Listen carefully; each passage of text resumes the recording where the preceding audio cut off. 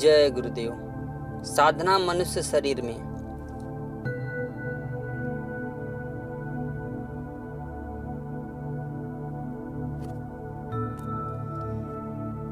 महापुरुषों के संकल्प में सारी दुनिया बधी है। उनके संकल्पों का छोटा नहीं बहुत बड़ा दायरा होता है।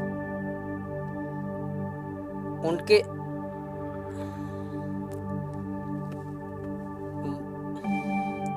महापुरुषों के संकल्प में सारी दुनिया बधी है।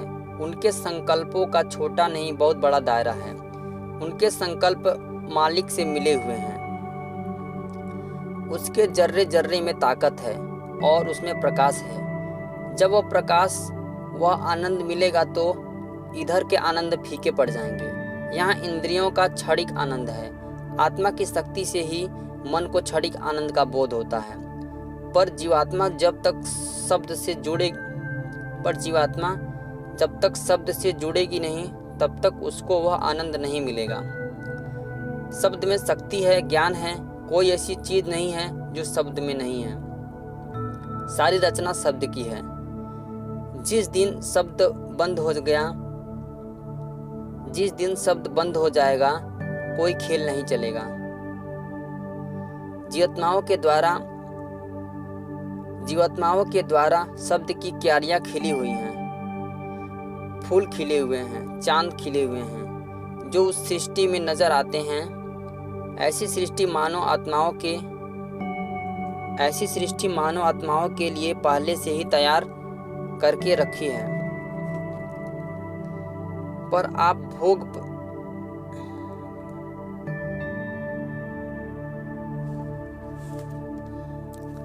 ऐसी सृष्टि मानव आत्माओं के लिए पहले से ही तैयार करके रखी है, पर आप भोग प्रवृत्ति में रत हो गए हैं। फिर आप आनंद का खोज करोगे तो आनंद मिलेगा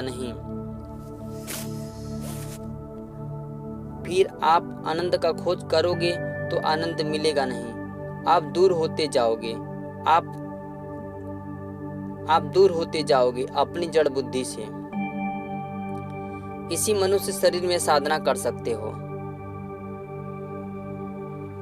और किसी शरीर में नहीं, क्योंकि उनमें पांचों तत्व पूरे नहीं होते, इसलिए साधना नहीं कर सकते।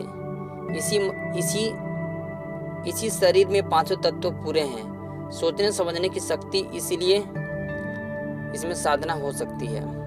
देवताओं का सीमित आनंद है।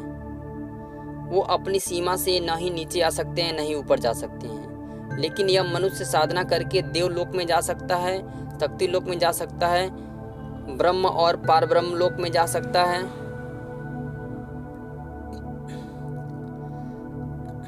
ब्रह्म और पारब्रह्म लोक में जा सकता है। इन सब के परे सतलोक में जा सकता है। ऐसा अधिकार इस मानव शरीर में मिला है। ऐसा अधिकार सिर्फ मनुष्य शरीर में मिला है। ऐसा अधिकार देवी देवताओं को नहीं है, ईश्वर ब्रह्म पारब्रह्म को भी नहीं है। ऐसे अधिकार को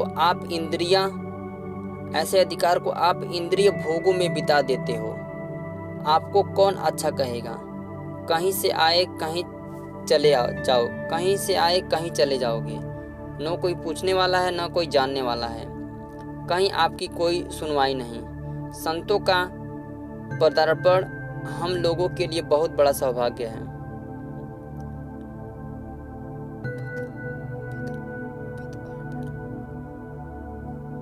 संतों का पद अर्पण हम लोगों के लिए बहुत बड़ा सौभाग्य है। मालिक ने हम भूले लोगों को रास्ता बताने के लिए संतों को भेजा, इसलिए हम उनकी जय जयकार करते हैं। संत समझकर धीरे धीरे आपको मोड़ देते हैं। वो काल का काम नहीं करते। वैसे अगर वो चाहें तो आपसे जबरदस्ती काम करा लें, पर वो ऐसा नहीं करते, क्योंकि सब लोग उनको दयाल नहीं कहेंगे। इसलिए वो वचन सुनाकर, आप में इच्छा जगाकर, प्रेम कराकर, विश्वास कराकर काम कराएंगे। और शक्तियाँ जब आती हैं तो समझाती हैं, और जब लोग नहीं मानते तो विनाश करा देती हैं। इस तरह से वो अपना काम करती हैं। पर संतों का काम ऐसा नहीं। वो तो कहते हैं कि तुम दीन बन जाओ, छोटे बन जाओ, झुक जाओ तो फल मिलेगा, झुक जाओ तो फल लगेगा। खजूर में क्या पाओगे? पंछी को खजूर बनकर क्या पाओगे? पंछी को छाया नहीं, फल लागे अति दूर। आप महापुरुष से जुड़ जाते हो तो झुक जाते हो। जैसे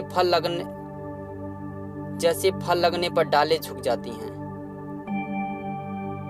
इसी तरह से संपूर्ण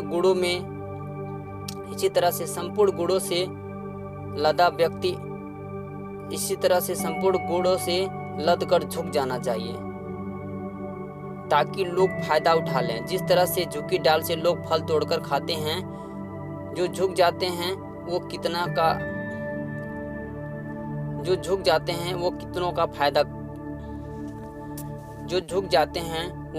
का फायदा कर जाते हैं। जय गुरुदेव।